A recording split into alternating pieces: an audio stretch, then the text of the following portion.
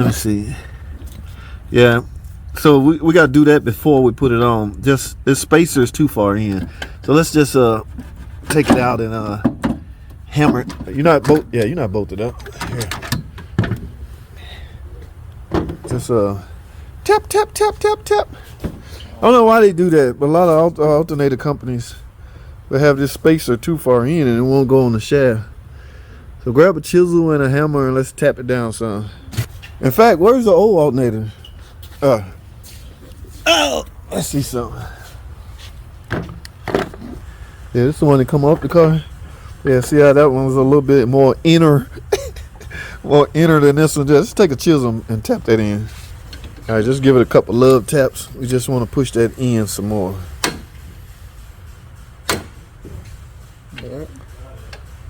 That's it. We good to go.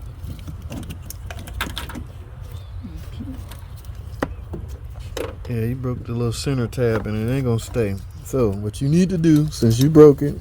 I broke it. Yeah, what happened? What, it was brittle and it just broke? Yeah, but you was about to deliver it like this. This connector wasn't gonna stay on there, dude. It was gonna come off and yeah. But here's what we're gonna do. That connector, alternator connectors are nothing more than injector connectors. We have a ton of wiring harness over here. So I got this connector. All you're gonna do is put this in the place of this. This is damaged. This will not stay on. So you finna become an electrician right quick. So cut that at the end. We're gonna splice this into that. The colors have to match. So put the connector the same way as this connector right here and find out what color go where. The colors have to match where you splicing it into. No, just do one at a time. Clip this one and then we're gonna find out which one this one go to and cut it, splice it. Alright, so we're gonna solder this, but we're not gonna tape it up with electrical tape. These are heat shrink tubing. So cut this in half. We only need 2 little small pieces. Yeah. Yeah, this damn thing, it's not gonna stay on there. Cut that heat shrink tube in half. Matter of fact, since this is longer, put it over that. That's good, man. What's good? Yeah, just squeeze it and put it on there. So what happened? Take the connector that we're gonna replace this with because this won't work. Do you understand why this won't work? Because there's no safety. Yeah, I know. There's nothing gonna grab the tab. No, go ahead and let this slide this all the way down here. Because that's not going on until after we make the connection. Now do your twist. Your gloves might get in your way because you got to make sure that's a good. Yeah. All right, what we're gonna do? Watch what I'm doing. I'm gonna do one. You're gonna do the other one. I'm gonna bend that like this, and bend this like this. My heat shrink tube is already on here because this is gonna go over this after we solder it. Oh, okay. So we're gonna set that right here. Now we're gonna try to make this. Just leave it right there. We're gonna try to. Now I'm trying to make it focus. It's not. It's gonna do this. So we're gonna twist and make this the best connection possible without solder, and then solder is just gonna put the icing on the cake. Like I said, I'm gonna do this one. You're gonna do the other one. So let me grab my soldering gun. I'm gonna do one. You're gonna do the other one. The whole purpose is because you broke this. Broke by itself. It's brittle, guys. The car this old, a lot of stuff on here is brittle, so the minute you touch it, it may snap. So it probably would have broke whoever did it, but you still should have let me know you. Oh yeah, next time yeah. for sure. All right, zoom in. So solder, what we doing solder now? I don't have time to go through a full course, so I'm gonna go ahead and knock this out. I just want some solder on here to close or to connect these 2 wires together. So first we're gonna. Yeah, solder, you're supposed to heat the wire up and then set the solder on top of it, but everybody's different.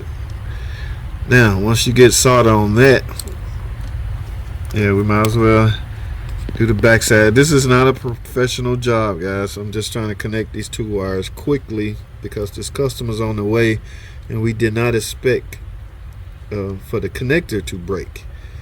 Now I got that on. What we're going to do is slide this heat shrink tube over that. Yeah. Back. See that heat shrink tube over that?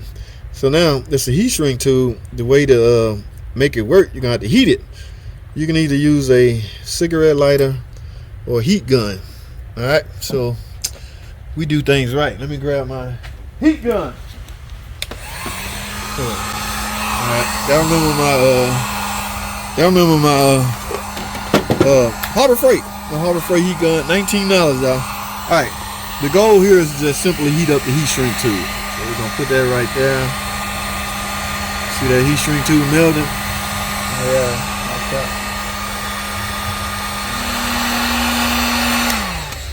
Alright, so now, again, the whole goal is just simply, guys, like I said before, this connector is nothing more than injecting connectors. We have injector harnesses over there.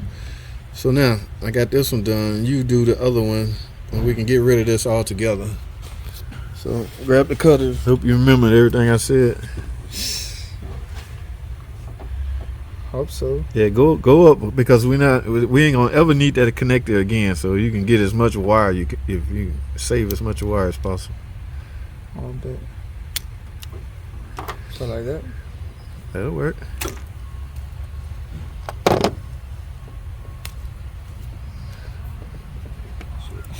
See, no, I mean, but those little thin, yeah, that matters.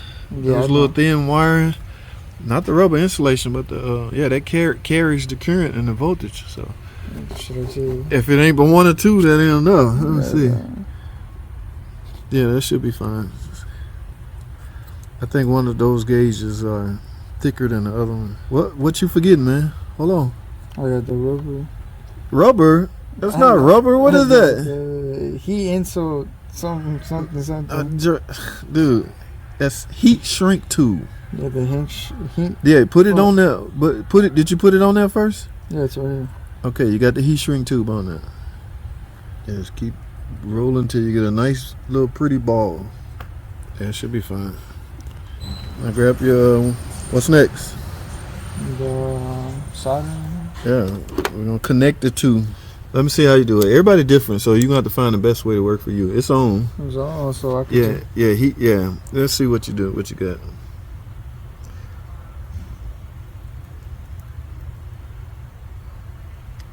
Just make sure it's silver coated. Can't make it too fat because that heat shrink tube is thin.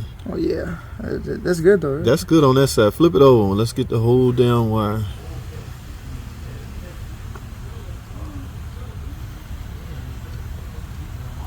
Slide the heat shrink tube over it. Hopefully not. Oh hell yeah. Make sure it's in the center. And grab your whatever you use to heat the heat shrink tube. Like I say, it could be a cigarette lighter or a heat gun. Harbor Freight $20 heat gun. Now be careful just turning that on, because whatever you blowing is gonna heat up. Yeah, so get it out the way of anything important. And you know the goal, just so till it shrink and cover the whole harness. Yeah. Let's see. Good job. Yeah. So now you can break out your electrical tape. You was asking me, people back in the day used to use electrical tape to make connection, but it is, you can introduce moisture and all kinds of stuff that way. So just tape it up to around about this height right here. And the alternator, you scared me there for a minute. I thought I misdiagnosed the car.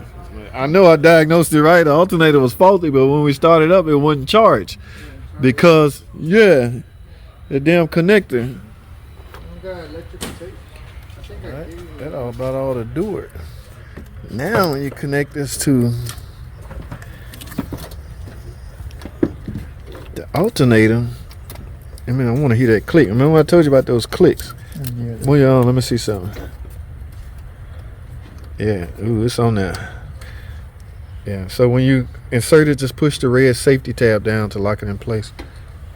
So go for it. Let me see, because it's a feel thing. I can't do it for you. You might feel that little click. Yeah. You felt it? I think so, yeah. Now, just try to pull up and see if it come up. Nope. All right, so the locking tab is doing its job. Now, there you go. Last but not least is the safety tab. So the locking tab needs to be held in place by the safety tab. It's like a damn gun. All right, put the the other wire on the alternator, and we should be good. And I should get my charging back. Don't scare me like that. I misdiagnosed the alternator. Nah, man. You wouldn't misdiagnose. How can you misdiagnose things? You know what I'm saying? Ooh, right, guys. I'm done. I'm out. Yeah, that was a little scare. Wasn't too bad. So now we got to get back to this damn problems after problems. And guess what's next on the line? Y'all recognize this? Now we'll talk about this later because y'all ain't gonna believe what happened to this. It's not a defect. Anybody reckon? I ain't gonna even tell y'all what kind of engine this is, but it's a brand new engine. Anybody recognize it? Wait till y'all see what the customer did to this car. All of these, everything over here we doing, swapping this engine. Customer burned this one up because it's sludge. Yeah, so that one's going in this van right here.